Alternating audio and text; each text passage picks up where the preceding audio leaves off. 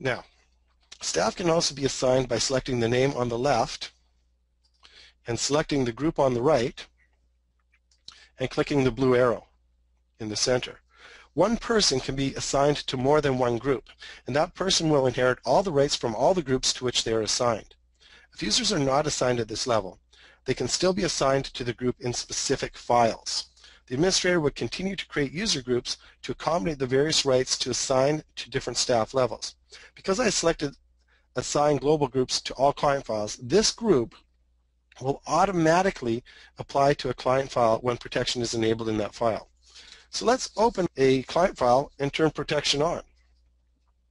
So I'm going to click OK here and go back to my Open dialog.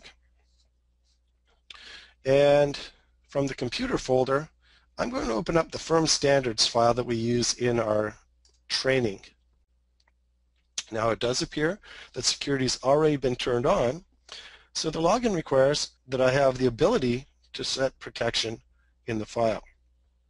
Now I'm going to have to log in here, and I have been assigned to the administrator group, so I can log in as myself.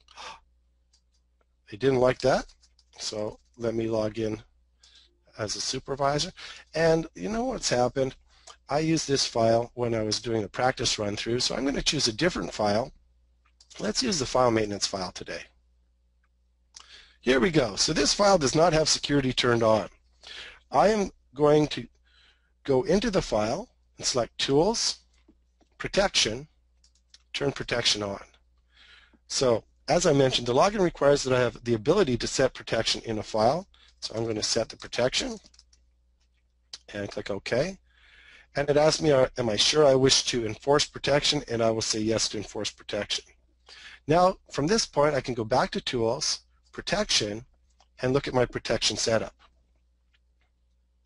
Once again, on the left, we can see our list of global groups and global users. Whether we're automatically assigned to our client file on the right or not, we can see the global groups. So if I had other global groups in here, they would be listed even if they weren't assigned automatically. And as I mentioned, we can also see our global users.